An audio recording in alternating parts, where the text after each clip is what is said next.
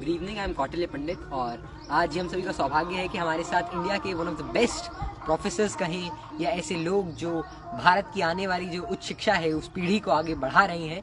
और आज एक इतना एनरिचिंग और एक अच्छा डिस्कशन हमारे साथ होने वाला है। सो हमारे जो पैनल कहें या खैर सभी जो हमारे सर हैं, हमारे ऑनरेबल डिग्निटरीज हैं, हमारे सर हैं। और इतनी बड़ी बात है कि इंडिया के one of the best professors एक छोटे से गांव के एक छोटी सी जगह पे आके इतनी सादगी से हमारे साथ बैठे हैं और हमसे बात कर रहे हैं। तो लगा कि आपसे भी बात कर लें, तो एक बार सभी सर्स का इंट्रोडक्शन हम करवा दें। हमारे साथ है हर्षित सर। तो हर्षित सर। हाँ, नमस्कार जी, मैं असिस्टेंट प्रोफेसर हूँ Motilal Nehru college mathematics department में। और आज हमें सानिध्य मिला है कि आज हम कौटिल्य के साथ यहाँ बैठे हैं जी। तो मनोज भैया को तो खैर हम सब जानते भी, लेकिन एक और बार फिर से, क्योंकि मनोज भैया, मैं मनोज रावल, अभी मिरांडा हाउस में I am teaching mathematics as an assistant professor. So I am very happy, very glad. मुझे बड़ी खुशी है कि आज मेरे कोलीग्स दिल्ली यूनिवर्सिटी से मेरे स्कूल और मेरे गांव में आए हैं, तो मैं इनका धन्यवाद भी करता हूं। और आज इनको मैं अपनी धरती से सुनने के लिए बड़ा डेस्परेट हूँ। Thank you.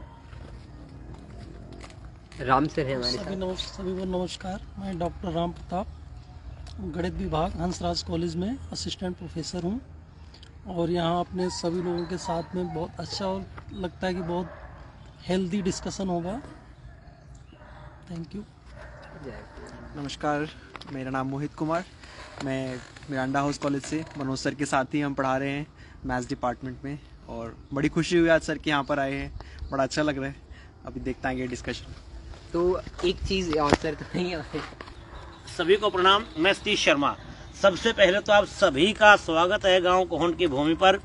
और इस छोटी सी जो छोटा सा विद्यालय है, इसकी भूमि को आपने पावन किया, क्योंकि दिल्ली यूनिवर्सिटी के प्रोफेसर्स का आना, वो भी मैथमेटिक्स के अलग अलग कॉलेज के, सच में हमारे लिए गर्व की अनुभूति है। आप सभी का स्वागत है, प्रणाम, धन्यवाद। तो आज हमारे साथ मतलब सभी प्रोफेसर्स हैं, सभी टीचर्स हैं और मैथ्स के भी, और मतलब अलग अलग जगह से। तो एक आई गेस कि आज हमें बहुत कुछ सीखने को मिलेगा। तो सबसे पहले हम एक बार राम सर से, हर्षित सर से पूछना चाहेंगे कि हर्षित सर, देखिए एक नॉर्मल सी बात है कि हायर एजुकेशन जो है, स्पेशली ग्रामीण क्षेत्र के अंदर, हायर एजुकेशन से कितना डिफरेंस मिलता है। मतलब एक कॉलेज का है, उस कॉलेज के लिए जो स्कूल के अंदर एफर्ट्स करते हैं, मानिए कि एक बच्चा 7 से या 9 से कोशिश करता है, अपने मन बना लेता है कि मुझे यहाँ जाना है, मुझे ये करना है, तो उसका डिफरेंस क्या होता है? क्या क्या अपॉर्चुनिटीज़ नहीं मिल जाती हैं जो कि शायद कुछ डिफरेंस क्रिएट कर सकें? हाँ, सबसे पहले इम्पॉर्टेंट बात तो यही है कि बेसिकली अगर हम देखें ना, तो अवेयरनेस की कमी है एज कम्पेयर टू अगर हम शहर में स्कूल्स में देखें कि वहाँ के बच्चों को पहले से ही ये एनवायरनमेंट मिलता है कि कौन कौन सी कॉलेजेस हैं, कौन कौन सी पोस्ट आ रही हैं। बट किसी गांव के स्कूल में रहने के बावजूद अगर उनको ये अपॉर्चुनिटीज़ मिलती हैं कि वो शहर के किसी कॉलेज में जा पाते हैं, तो वहाँ पे पूरे भारत से टॉप क्लास स्टूडेंट्स आते हैं। और वो स्टूडेंट्स किसी अलग अलग क्षेत्र से, अलग अलग बैकग्राउंड के साथ, अलग अलग अपनी एक हिस्ट्री लेके आते हैं, और उनके एक्सपीरियंस से ये सब मिलकर जब आपस में जुड़ते हैं तो एक अलग ही अपॉर्चुनिटी की तरफ बढ़ते हैं। तो अब हमारा अगला सवाल मनोज सर से। तो मनोज सर, हमारा यही सवाल है कि अगर कोई स्टूडेंट है और वो चाहता है कि वो इंडिया के बेस्ट कॉलेजेस में जाए, IITs में जाए या किसी बहुत ही अच्छी यूनिवर्सिटी के सबसे अच्छे कॉलेज में जाए, तो उसको अब क्या मन बनाना चाहिए, क्या एप्टीट्यूड रखना चाहिए शुरुआत से? मनोज सर। देखिए, अब अगर हम दिल्ली विश्वविद्यालय या नेशनल यूनिवर्सिटीज़ की बात करें, तो अब 12वीं के मार्क्स पर, मेरिट पर आधारित एडमिशन नहीं है इन यूनिवर्सिटीज़ कॉलेजेस में। तो अब जो एडमिशन होता है वो हमारा CUET के ज़रिए होता है।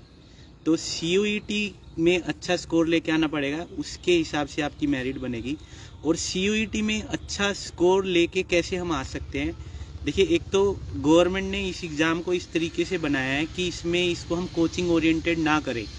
तो बच्चों को बड़े ध्यान से ये बात सुननी चाहिए कि खासकर जब वो 10वीं, 11वीं, 12वीं में हैं, तो वो मार्क्स की तो अब वेटेज नहीं रही। If you are coming to university, जैसे मैंने बताया, तो आपको कॉन्सेप्चुअल बेस स्टडी करनी पड़ेगी।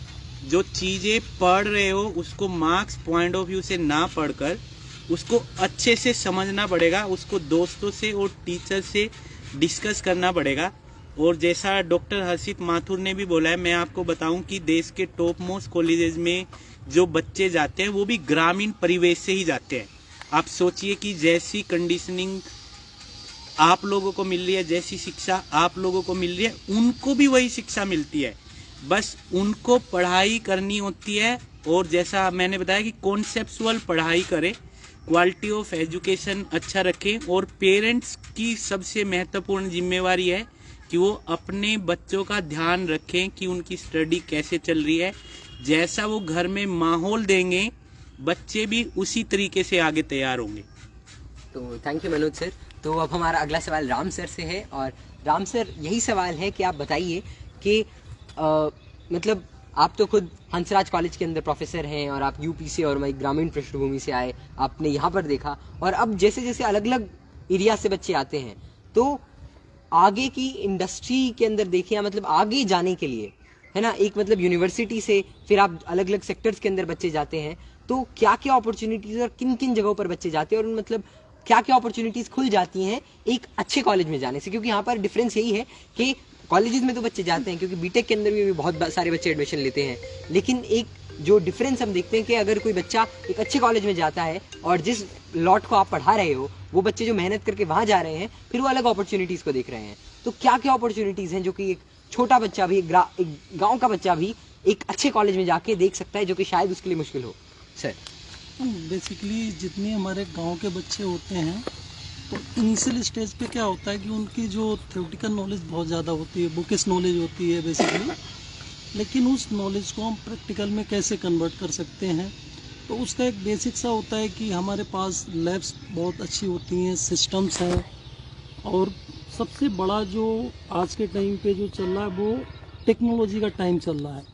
तो जैसे बेसिकली हम मैथ्स बैकग्राउंड से हैं, तो मैथ्स में क्या है कि अगर मान लो आप आईटी में अपना करियर चूज़ करना चाहते हो, या आप डेटा एनालिस्ट का कोर्स करना चाहते हो, जहाँ पे भी आप अपना फ्यूचर ओरिएंटेड बनाना चाहते हो, तो वहाँ पे आपको डिफरेंट बैकग्राउंड से आए हुए बच्चे, शहर के बच्चे मिलेंगे, बच्चों की अलग अलग एक्सपर्टीज होती हैं, तो एक हेल्दी एटमॉस्फेयर आपको मिल सकता है, एक अच्छा ग्रुप क्रिएट हो सकता है, जो कि मुझे लगता है कि बेसिकली अगर गांव में हम हैं, नो डाउट गांव में भी बच्चे बहुत मेहनत करते हैं, लेकिन उनको उस तरह का फ्रेंड सर्किल कह लो या उस तरह का एटमॉस्फेयर नहीं मिल पाता है।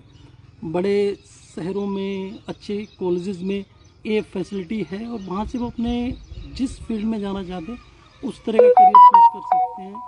तो उनके लिए उन्हें बड़े शहर की तरफ आना चाहिए, अच्छे इंस्टीट्यूशंस चूज करना चाहिए, जो उनके करियर के लिए बहुत ही ज़्यादा बेनिफिशियल रहेगा। तो अगला सवाल हमारा, थैंक यू राम सर, अगला सवाल हमारा मोहित सर के लिए। तो मोहित सर भी मनोज सर की तरह मिरांडा हाउस के अंदर मैथ्स के प्रोफेसर हैं, और मोहित सर से भी मेरा एक थोड़ा सा मतलब अलग सा सवाल है कि मोहित सर ये बताइए कि ये बात तो सही है कि बच्चे मतलब बच्चों अगर मेहनत करें तो एक अच्छी जगह पर पहुंच सकते हैं, लेकिन वो डिटर्मिनेशन कहें या वो पैशन कहें कि जो मतलब मुझे अच्छी जगह जाना है, लेकिन उसके लिए जो मेहनत करनी होती है, मतलब अलग अलग वैल्यू सिस्टम होता है सबका, तो क्या करें कि बच्चे उसके लिए उतने मोटिवेटेड बन पाए खुद से भी, और उस लेवल की मेहनत कर पाएंगे और नेशनल लेवल कंपटीशन के अंदर स्टैंड आउट कर सकें। और मोहित सर एक थोड़ा सा पर्सनल सवाल भी कि आपके लिए वो क्या रीज़न था कि आपने मतलब एक डिफ़िकल्ट पाथ को चूज़ किया और एक पर्टिकुलर गोल के लिए मेहनत करी, क्योंकि बहुत सारे बच्चे होते हैं जो मेहनत ही नहीं करते, और जो करते हैं वो तो आगे चले जाते हैं। तो अगर कोई बच्चा है अभी वो अभी उतना क्लियर नहीं है, वो कैसा वैल्यू सिस्टम रखे कि वो मेहनत करना सीख सके और अपने आप को इस बात पे ला सके, अपने आप को सेटल डाउन कर सके कि मेरे को मेहनत करनी है। सर मुझे ऐसा लगता है कि कई बार हम सक्सेस जो तय बच्चे की देखते हैं, वो हम देखते हैं कि बच्चा एकेडमिक्स में अच्छा कर रहा है या नहीं कर रहा, लेकिन कभी कभी मुझे लगता है ऐसा कि हो सकता है बच्चा एकेडमिक्स में उतना अच्छा नहीं कर पा रहा है, लेकिन हो सकता है वो स्पोर्ट्स में किसी में अच्छा है या वो किसी फिजिकल एक्टिविटी में अच्छा है, तो मैं उस तरफ भी उसको आगे बढ़ाने की कोशिश करनी चाहिए। जितना डिस्कशन मैं देख पाता हूँ या कॉलेज में भी ऐसा होता है कि अगर बच्चा एक्स्ट्रा करिकुलर एक्टिविटीज़ में अच्छा है तो हम और अपनी क्लासेस को मिस कर रहा है, तो हम उसको थोड़ा सा नेगेटिवली देखते हैं कि बच्चा अपनी एकेडमिक्स को ख़राब कर रहा है। मैं मानता हूँ कि एकेडमिक्स ज़रूरी है, लेकिन अगर आप एकेडमिक्स में उतना बेहतर नहीं कर पा रहे हैं, आपका मोटिवेशन एकेडमिक्स में नहीं है, तो ये सोसाइटी को भी समझना पड़ेगा कि academics is not the only thing जिससे आप आगे बढ़ सकते हो। हमारी सोसाइटी को इस तरीके से बनाना पड़ेगा कि अगर आप एकेडमिक्स के अलावा भी किसी और फील्ड में जा रहे हैं, वो कोई फिजिकल एक्टिविटी हो सकती है, वो सिंगिंग हो सकता है, वो डांसिंग हो सकता है, वो कोई भी एक्टिविटी हो सकती है, वो बच्चे को उस तरफ भी प्रोत्साहन देना चाहिए। हम हर बार मतलब मैं टीचर हूँ, लेकिन मैं भी एकेडमिक्स की तरफ हूँ, लेकिन मैं नहीं चाहता हूँ कि हर चीज़ एकेडमिक्स की तरफ ही ओरिएंटेड रहे। हमको सब तरफ से सारी जो जितने भी अलग अलग डायरेक्शंस हैं उन सबको एक्सप्लोर करना पड़ेगा, ताकि और अपॉर्चुनिटीज़ खुलें बच्चों के लिए। अभी हम सबका कंसंट्रेशन एक ही है कि हर बच्चे को एकेडमिक्स में ही अच्छा करना है। तो अगर मोटिवेशन कई बार बच्चों को नहीं होता है तो हो सकता है वो किसी और तरफ इंटरेस्टेड है, हो सकता है वो किसी भी चीज़ में उसका इंटरेस्ट हो सकता है। एकेडमिक्स में अगर इंटरेस्टेड है बच्चा और नहीं कर पा रहा है तो फिर हमारा एक दायित्व बनता है कि हम बच्चे को थोड़ा प्रोत्साहन दें, थोड़ा बच्चे को और मोटिवेट करें, ना कि उसको डांटने की बजाय थोड़ा उसकी परेशानियों को समझें कि क्या क्या उसको मुश्किल आ रही है, क्या क्या दिक्कतें आ रही है सर, और उस तरफ उसको समझाएं। सर अगर बच्चा मानो कोई बच्चा लथार्जिक हो जाए, या कोई बच्चा मतलब चाहकर भी या मेहनत ना करे, क्योंकि बहुत बड़ा लॉट ऐसा भी है जो टैलेंटेड तो है लेकिन वो मेहनत नहीं करता, और ये ऐसा मतलब बहुत हर जगह ऐसा है, सभी स्कूलों के अंदर, सभी एज ग्रुप्स के अंदर, और हर जगह एक ऐसा बहुत बड़ा एक ऐसा सैंपल है, एक बहुत बड़ा लॉट है जो कि चाहकर भी मेहनत नहीं करता और अपने टाइम को अलग अलग तरीके से मतलब वेस्ट कहें या गलत जगह लगाना, या वो अपने गोल की तरफ ओरिएंटेड ही नहीं हो पाता। तो अपने आप को गोल की तरफ ओरिएंटेड कैसे रखें सर? आज के परिप्रेक्ष्य में अगर बात करें तो मुझे लगता है बच्चा जो अपने गोल से हटता है, आजकल उसके हटने का एक बहुत बड़ा कारण, जो जितना मैं समझ पाता हूँ, एक सोशल मीडिया है। फ़ोन उसका एक रीज़न हो सकता है, आपका लैपटॉप, जिस भी तरीके से आप सोशल मीडिया से जुड़े हैं, थोड़ा सोशल जो एक मीडिया है, जो भी ऐप्स आती है, मैं उनसे आपको थोड़ा दूर हटना चाहिए। वो आपको थोड़ा हेल्प करता है अपने गोल की तरफ बढ़ने में। और एकेडमिक्स के साथ साथ आपको अपनी जो फिजिकल हेल्थ है उसको भी आपको थोड़ा सा ठीक रखना होता है, ताकि वो भी आपको हेल्प करता है आपका मेंटल एक्टिविटी को, आपकी मेंटल स्ट्रेंथ को मजबूत करने में और आपके गोल की तरफ आगे बढ़ने में। तो सोशल मीडिया मुझे लगता है एक बहुत बड़ा कारण है जो बच्चे अपने गोल से थोड़ा सा डिविएट होते हैं और किसी और तरफ जाते हैं। तो अगला सवाल हमारा एक बार फिर से राम सर के लिए है। तो राम सर, एक छोटा सा मतलब क्वेश्चन मेरे मन में है कि जैसे मैंने तो मनोज भैया के बारे में देखा, क्योंकि मनोज भैया से तुम बहुत सालों से जुड़े हुए हैं, और एक जनरल अंडरस्टैंडिंग है कि जब तक कोई सक्सेसफुल नहीं हो पाता तब तक उसको अपने कंफर्ट जोन से एक बार मतलब अगर परिस्थितियाँ ऐसी नहीं तो उसको अपने कंफर्ट जोन से बाहर रह के एक अलग तरह की और एक मतलब बिल्कुल पैशनेट एक ड्राइव के साथ आगे बढ़ना है। जोन से कैसे बाहर रहे? एग्जाम्पल है कि फ़ोन के अंदर ही अपने आप को डूम स्क्रोलिंग करते रहते हैं या उसी के अंदर इन्वेस्टेड रखते हैं और एक कंफर्ट जोन में आते हैं और अपने आप को मतलब ज़्यादा अकाउंटेबल भी नहीं समझते। तो अकाउंटेबिलिटी कैसे लाएं और इस अपने आप को कंफर्ट जोन से बाहर कैसे रखें और कैसे वैल्यू समझिए संघर्ष की, और वो संघर्ष मेंटल भी फिजिकल भी? सर हाँ, ये एक बहुत बड़ा क्वेश्चन है कि हम कभी अपना फ्यूचर ओरिएंटेड टास्क तो चूज़ कर लेते हैं, लेकिन जो टास्क के लिए एफर्ट होने चाहिए उतने एफर्ट हम नहीं दे पाते हैं। उनका जो अभी हमारे मोहित सर जो बता रहे थे, सोशल मीडिया एक बहुत ही बड़ा चैलेंज है, क्योंकि अगर आप सोशल मीडिया पे टाइम दे दोगे तो ऑब्वियस सी बात है कि आप उतना टाइम जिस एफर्ट है जो आप चूज़ करना चाहते हो उसमें नहीं दे सकते हो।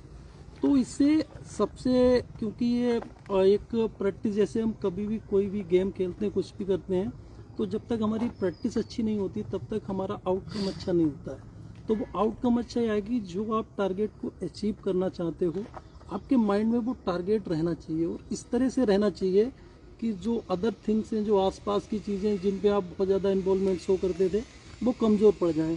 अगर आपका टारगेट कमज़ोर पड़ रहा है और आसपास की चीज़ें आप पे हावी हो रही हैं, तो मुझे लगता है कि इनिशियल स्टेज पे आपको आसपास के जो आपका मेजर टारगेट उसको फोकस्ड हो, और जैसे आप सोशल मीडिया यूज़ करते हो, जो भी करते हो, उन चीज़ों को धीरे धीरे करके उनको टाइम को रिड्यूस करो और फिर अपने आप कहते हैं ना पैशनेट कर लो। जैसे क्रिकेट खेलते हो तो आप 2 घंटे खेल रहे हो तो पता ही नहीं चलता है कि 2 घंटे खेल लिए, 3 घंटे खेल लिए। क्यों? क्योंकि आप क्रिकेट को लेके बहुत ज़्यादा पैशनेट होते हो उस टाइम पे, जो आप एक्टिविटी जो भी करना चाहते हो। तो सबसे पहले ये है कि सिर्फ एकेडमिक नहीं, जो भी टारगेट है उसको लेके आप बहुत ज़्यादा हमेशा थिंक करो। जो आसपास चीज़ें हैं और जो आपकी एक्टिविटी ऑलरेडी पहले से ही है उनको थोड़ा रिड्यूस करते हुए और एक फोकस्ड माइंड क्लियर करो। उससे रिलेटेड जो फिर आपको पता ही नहीं चलेगा कि आपकी कंफर्टेबल जोन से कब बाहर आ गए, कब उसमें हो। तो इस तरह से आगे बढ़ना है आपको, अपने टारगेट को भूलना नहीं है और डे बाय डे उस पर और स्ट्रॉन्ग बनना है, खुद को बनाए रखना है। Thank you. तो अगला सवाल हमारा सतीश सर के लिए है, पापा जी के लिए। तो एक छोटा सा सवाल है कि क्योंकि आप मतलब छोटे बच्चों से डील करते हो और सर ने तो बता दिया कैसे जो बच्चे हैं वो मतलब जो बच्चे 12 तक का 10-15 साल 12-14 साल का अपना स्कूली जीवन बिता के मतलब वहाँ उसके बाद वो पहुँचते हैं। तो क्योंकि हमारा मतलब ये कॉन्टेक्स्ट भी है, तो सर ये बताइए कि अगर कोई बच्चा जो भी 6th क्लास में है और उसका मन है कि वो अच्छी जगह जाना चाहता है, लेकिन वो आलसी भी है थोड़ा बहुत, उसके अंदर थोड़ी बहुत वो डिसइंटरेस्टेड भी है, थोड़ा वो खेलना भी अच्छा लगता है, थोड़ा फ़ोन पे भी टाइम पास करता है, लेकिन बाय एंड लार्ज उसका मन भी है कि वो कोशिश करना चाहता है, तो उसको क्या करना चाहिए और उनके पेरेंट्स का, ऐसे बच्चे के पेरेंट्स का क्या इन्वॉल्वमेंट रहे और उनकी क्या गाइडेंस रहे? एक पुरानी कहावत, एक तो शेख चिल्ली, मुंगेरी लाल के हसीन सपने। ये तो हर कोई चाहता है कि मैं जीवन में IAS बन जाऊं, मैं प्राइम मिनिस्टर बन जाऊं, अमेरिका का राष्ट्रपति बन जाऊं, इसमें तो कोई बुरी बात है ही नहीं। वो स्वप्न और एक की जिंदी आंखों के साथ स्वप्न, खुली आंखों के साथ स्वप्न, इन दोनों में बड़ा फर्क है। तो पहली बात तो ये कि पेरेंट्स को भी देखना पड़ेगा आजकल, क्योंकि फ़ोन के कारण, अभी मोहित सर ने बताया, बाकियों ने बताया, फ़ोन के कारण बच्चे सच में वास्तविक दुनिया से कट चुके हैं, एक अलग दुनिया में जा चुके हैं। तो सबसे पहले तो हमें उनको वहां से निकालकर वास्तविकता के धरातल पर लाना होगा और बच्चों की छोटी छोटी चीज़ों की ओर हमें ध्यान देना होगा। उसकी एक एक जो भी पेरेंट्स, कोई भी पेरेंट्स, यदि उनको अपने बच्चे की हर गतिविधि का पता है, किस टाइम खेलता है, क्या खेलता है, किन के साथ खेलता है, जो उसका पीयर ग्रुप है उसका इतिहास कैसा है, यदि उनको सब चीज़ों का पता है और फिर वो अपने बच्चों से टाइम पास करते हैं, टाइम बिताते हैं, तो आप ये समझें कि वो बच्चे कामयाब होंगे। दूसरी बात, पेरेंट्स को यदि पता ही नहीं होगा अपने बच्चों के बारे में, सच में कुछ दिन तो ठीक है, उसके बाद एक बहुत बड़ी समस्या सर पे आ खड़ी होती है। अभी मैंने कई बड़े बड़े विद्वान लोगों को इस पर सुना, जिन्होंने ये कहा कि आज के ज़माने में बच्चे बचपन से सीधे जवानी में प्रवेश करते हैं, किशोरावस्था समाप्त हो चुकी है, टीन एज मेंटली समाप्त हो चुकी है। इस बात को सभी गंभीरता के साथ लें और अपने बच्चों को एक और मैं थोड़ा और टाइम लूँगा यहाँ पे। एक IPS होते थे, उन्होंने सफलता के राज वो लिखे थे कि किसकी कितनी मेहनत होती है। किसी भी बच्चे की सफलता में, जो यहाँ पर भी आप बैठे हैं चारों के चारों, 98% मेहनत बच्चे की होती है, उनकी स्वयं की होती है। 2% मेहनत होती है टीचर्स की, पेरेंट्स की और सोसाइटी की। वो 2% क्या है? वो है मोटिवेशन। हम अपने बच्चों को कुछ बड़ा करने के लिए प्रेरित करें। यदि हमने प्रेरित कर दिया बच्चे को, तो आप ये समझें हमने अपना 2% कर दिया, 98% मेहनत बच्चा स्वयं कर लेगा। तो खैर, क्योंकि काफ़ी विद्वान व्यक्ति यहाँ पर बैठे हैं, और एक के सवाल, क्योंकि मैं खुद भी, क्योंकि यहाँ पर मनोज, मैं सबसे ज़्यादा उन्हीं को जानता हूँ, मैं मनोज से भी एक सवाल करना चाहूँगा, क्योंकि एक पहले बेटी बचाओ बेटी पढ़ाओ एक नारा हमारे PM साहब ने दिया, उसका नो डाउट बेटियों को फ़ायदा भी हुआ, लेकिन आज के दौर में बेटे बचाओ बेटे पढ़ाओ, इस चीज़ को कैसे पेरेंट्स तक इस बात को पहुंचा पाएं, तो बाकी तो वो बताएंगे ही। तो मेरा मनोज से आग्रह है कि आप, क्योंकि गांव से संबंध रखते हैं, अब भी गांव में आते हैं, उन बच्चों को देखते हैं, उनके पेरेंट्स से भी मिलते हैं, आप उनको क्या गाइड करना चाहेंगे कि वो अपने बच्चों को किस तरीके से संभालें? नहीं, ये टीचर ने बड़ा इनोवेटिव और अच्छा क्वेश्चन पूछा है। हम तो अभी तक बेटी बचाओ बेटी पढ़ाओ पे ही सोचते थे, हाँ, लेकिन देख तो पा रहे हैं, बट इसको नहीं सोच पाए थे कि हमें ऐसे भी सोचना चाहिए, बेटे बचाओ। आजकल देखिए, शादी विवाह होते हैं, या हम देख पा रहे हैं जो ग्रुपिंग बच्चों की कम एज में बन रही है, तो एक ड्रिंकिंग भी एक प्रॉब्लम हो गया बहुत कम उम्र में। तो हमें अपने बच्चों को इस लत से बचाना बहुत मतलब ज़रूरी है। हो सकता है मेरे कोलीग्स थोड़ा सरप्राइज हो जाएं कि अर्ली स्कूल एज में भी बच्चे स्मोकिंग और ड्रिंकिंग करना शुरू कर दिए हैं, विच इज़ वेरी डेंजरस। तो माँ बाप को अपने घर में, जैसे सतीश सर ने भी बोला, कि उनकी एक्टिविटीज़ का पता होना बहुत ज़रूरी है। और अनडाउटली सबसे पहले तो माँ बाप को, मतलब खासकर फादर साहब को इसमें हम बोलेंगे कि उनको भी सुधरना पड़ेगा। अगर वो खुद इन एक्टिविटी में रहेंगे तो बच्चों को भी नहीं देख पाएंगे, हम आगे देख पा रहे हैं। ये एक बड़ी कड़वी सच्चाई है, लेकिन इस कड़वी सच्चाई के बारे में बोलना बहुत ज़रूरी है कि अगर मुझे अपने लड़के को सुधारना है तो पहले मुझे खुद सुधरना होगा। अगर मैं खुद नहीं सुधर पाया तो बच्चा नहीं सुधर पाएगा। मैं अपने कोलीग से भी इसके बारे में जानना चाहूँगा कि वो क्या सोचते हैं। लेकिन जैसा सोशल मीडिया की बात चल रही है, कौटिल्य ने एक बड़ी अच्छी बात बोली कि हम अपने कंफर्ट जोन से बाहर कैसे आएं। तो सोशल मीडिया की मैं बात करना चाहता हूं कि कभी मेरे एक टीचर ने क्लास में हमसे पूछा था कि आप दिन में 26 घंटे बना सकते हो। तो हम मैथ्स के स्टूडेंट, मैथ्स के टीचर होके मतलब बड़ा हैरान हो जाएंगे। हो सकता है सुनने के बाद आप भी हैरान हो गए हो कि दिन में 26 घंटे, 24 घंटे तो हम सब ने सुना। लेकिन वो बोल रहे थे कि जब से सोशल मीडिया आई है तो आप अपने 1 घंटे को 50 मिनट का बनाइए। क्यों? क्योंकि 10 मिनट तो हर कोई, खासकर स्टूडेंट्स जो मोबाइल या सोशल मीडिया पे है, वो हर 60 मिनट के घंटे में से 10 मिनट तो सोशल मीडिया पे लगा ही रहा है। इवन अगर आप एग्ज़ाम से 2 दिन पहले पढ़ रहे हैं तब भी बच्चों के पास वो एक स्टाइल है कि अपना 10 मिनट सोशल मीडिया देखना है, उसका वो ब्रेक ले रहे हैं। तो मेरे ख्याल से अगर सोशल मीडिया से बचें, सोशल मीडिया ईरा से पहले 60 मिनट्स का एक आर होता था, हम 60 मिनट्स पूरा यूज करते थे। बट जब से सोशल मीडिया आई है कहीं ना कहीं 10 मिनट हम अपने घंटे में से वहाँ दे रहे हैं। तो हमारा घंटा क्या बन रहा है? 50 मिनट का ही बन रहा है। अगर सोशल मीडिया हम छोड़ दें और विदाउट सोशल मीडिया हम रह सकते हैं। I learn from Mohit sir, he is not there on social media. Generally वो एक जोक क्रैक करते हैं कि मैं हूँ सोशल मीडिया पे, बट वो मैं कहाँ हूँ? अमेजोन और फ्लिपकार्ट पे हूँ। तो अगर सोशल मीडिया के इस कंफर्ट जोन से बाहर आएँ और इसका हम सदुपयोग करें टाइम का, तो certainly you will achieve a lot in your life. तो थैंक यू मनोज सर। तो अब फिर से एक बार हम आएंगे हर्षित सर के पास। तो हर्षित सर आप बताइए कि एक फाइनल मैसेज जो है कि एक स्टूडेंट को कि वो उसे क्या करना चाहिए, अब वो क्या देखिए और उसके क्या सपने हो और कितने बड़े सपने उसके हो सकते हैं, और इसके लिए कौन सी एक जगह, अभी इंटरनेट भी है, क्योंकि हमने इंटरनेट और सोशल मीडिया के एक बुरे एस्पेक्ट को भी देखा, एक ऐसे एस्पेक्ट को देखा जो कि बच्चों को ख़राब भी करता है, लेकिन वहीं पर मतलब ऑनलाइन एजुकेशन भी थोड़ी बहुत है, यूट्यूब के ऊपर गाइडेंस भी है, फिर आप जैसे बहुत सारे एक्सपर्ट्स हैं जो कि अलग अलग चीज़ें बताते हैं। तो अगर कोई उसका बेटरमेंट करना चाहे, क्योंकि तो कैसे कर सकता है और उसके पास क्या क्या अच्छी अच्छी चीज़ें हैं फ़ोन पे, मोबाइल पर अवेलेबल, तो एक बेटर साइड क्या है सोशल मीडिया की या यूट्यूब की या इस पूरे इंटरनेट के ऊपर एजुकेशन की? जी धन्यवाद मुझे मौका देने के लिए।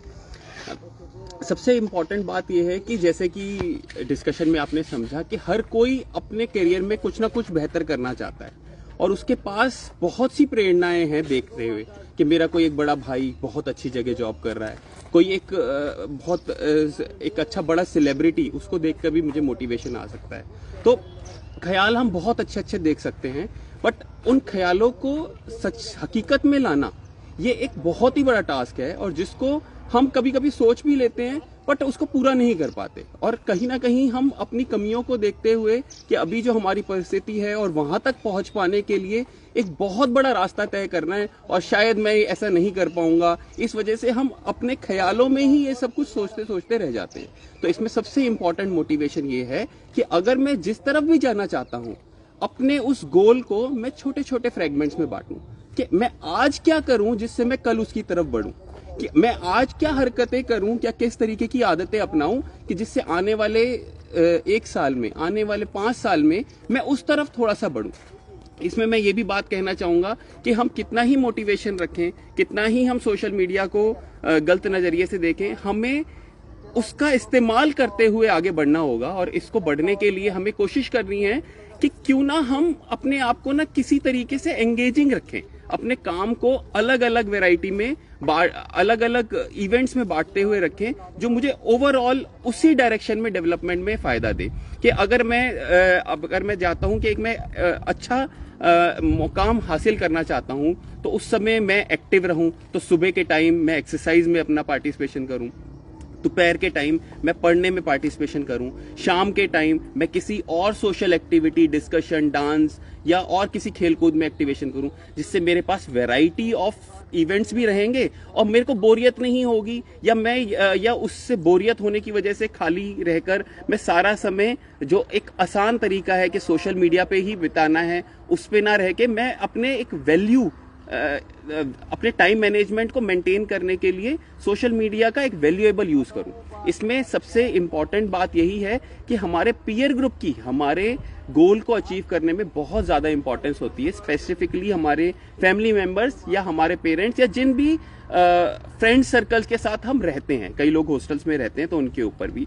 तो इससे क्या होता है कि अगर मेरे को ये पता है कि मेरा जो दोस्त है या मेरे जो पेरेंट्स हैं उनकी नजर मेरे पे है, तो कहीं ना कहीं मैं इस पैरिटी चेक की वजह से अपने से होने वाले नुकसान को बचा के रखूंगा। तो ये बहुत ही ज्यादा जरूरी है कि एक अच्छी तरीके से हम स्टेप बाय स्टेप उस तरफ बढ़े, ना कि हम एक बहुत ही बड़ा गोल ले लें और उस डायरेक्शन में हम काम करना ना सीखें और उससे दुखी होकर या परेशान होकर कि ऐसा तो हो ही नहीं सकता और अभी जितने भी मैंने एफर्ट्स किए वो सब खराब हो गए, बहुत ही छोटे उसमें ही रह जाएं।